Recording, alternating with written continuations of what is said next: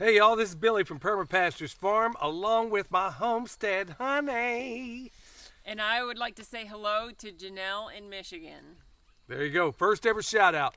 Today y'all, it's going to be a lot of fun. We're going to do another experiment today, and it all happens right here in this bed.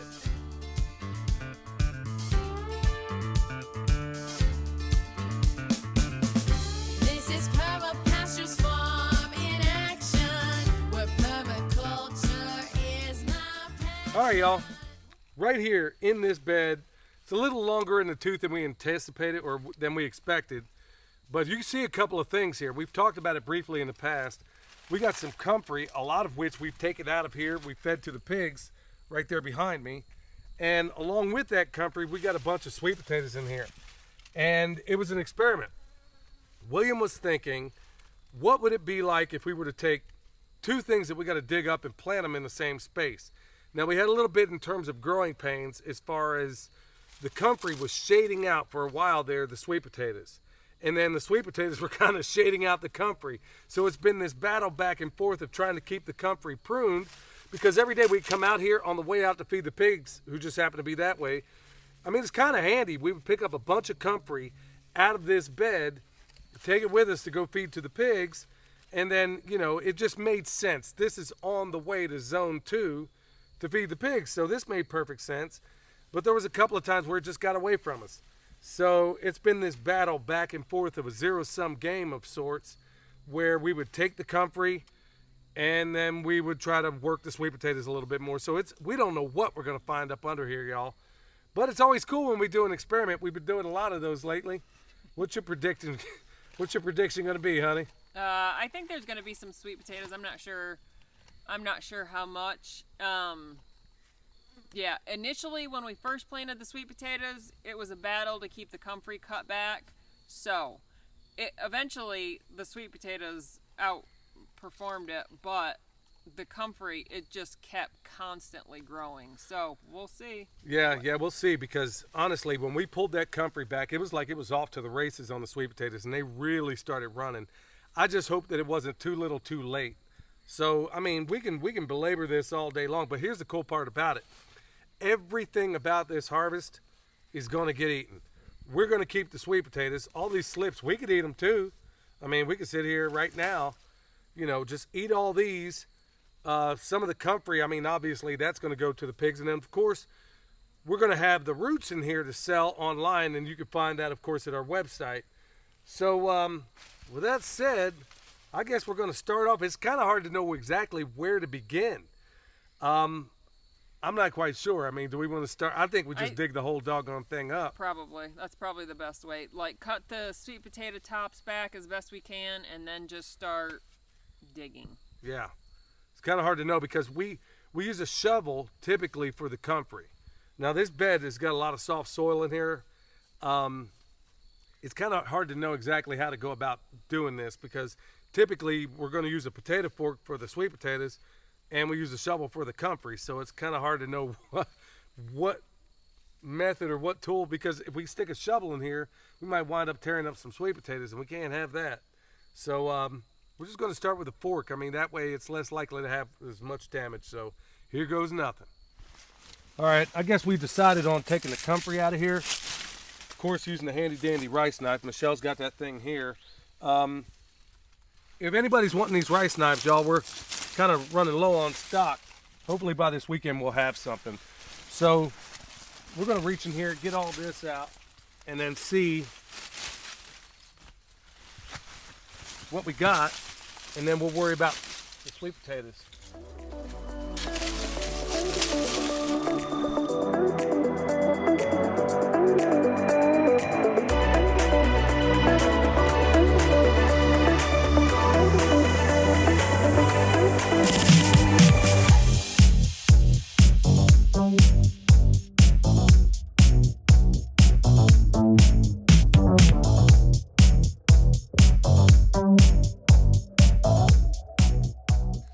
Well, right here you can see where this comfrey was scalped. So we'll just start here and just see what's up. So it's better. See, here's what we got. We got a crown. Essentially, we could take the roots off that, basically take some of these roots off, or we could just take the whole thing and plant it, which is likely what we're going to do. And because that's rich soil, this comfrey ain't doing real great. Now we got a bigger clump of it here. Oh, look at that big old worm. Okay, we'll see what we got here. And this, like I said, this is not the typical way we do comfrey. So let's see what we got here. Wow, we got some massive worms up in here. Look at that. So a lot of these guys, so some of it we'll keep as... We got some roots here. So we'll put the roots in one area, we'll put the crowns in another, and we're just going to go through this whole thing. We got a lot of comfrey here, and we got a lot of this is just going to be straight up digging down here. I'm not real, which one is going to be for roots? We need a bucket for roots. Okay, so we'll go through, we'll grab the roots, we'll take the crowns we plant, roots we'll sell, and we're going to just go through here and see what we can find.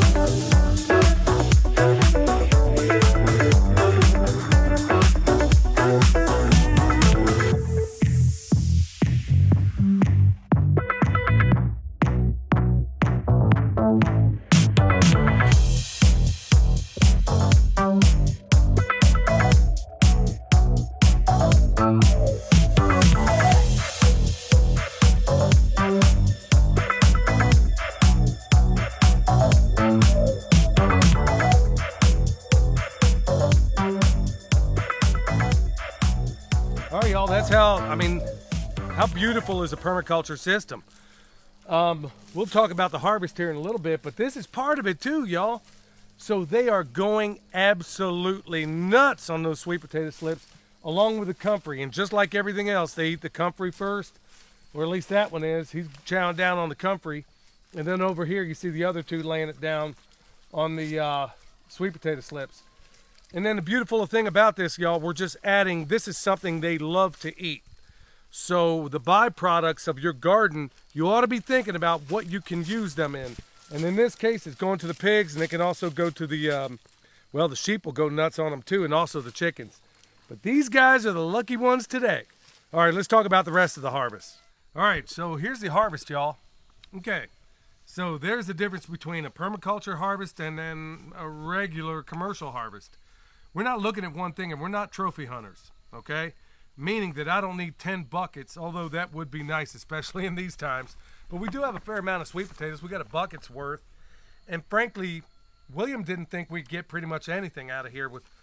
We were so put upon with so many things to do at the time and got ahead of ourselves and behind with ourselves in so many different ways we didn't really expect it. So, I mean, honey, when you take the toll here, do you say this was a successful harvest? I mean, we got a bucket full of sweet potatoes, a whole load of comfrey crowns, along with a bunch of roots, and then we just gave the pigs half of the slips.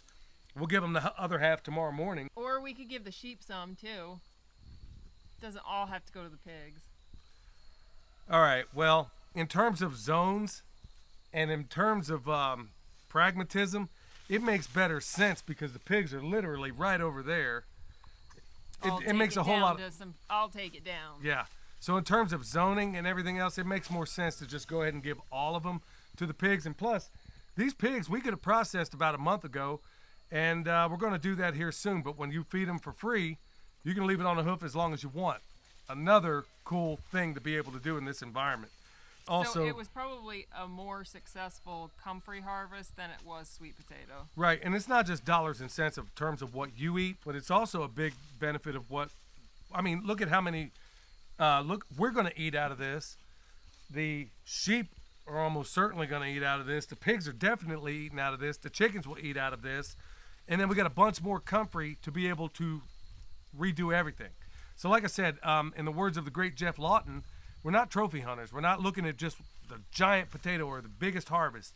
We're looking at a collective harvest. And how cool is that, y'all? Okay, well, they're apparently fighting over the slips we just threw up there, or the comfrey. Which one? I do not know. But anyway, y'all, if you need anything from us, bone sauce, comfrey, EMP shield, we got all that stuff down below. You need to get any of these comfrey roots. I mean, we pick them fresh and we send them out. You know where to find that at the website. So until next time, this is Billy, along with the Homestead Honey from Permapastures Farm, where permaculture is our passion. Ain't that right? Yep. We'll see you next time.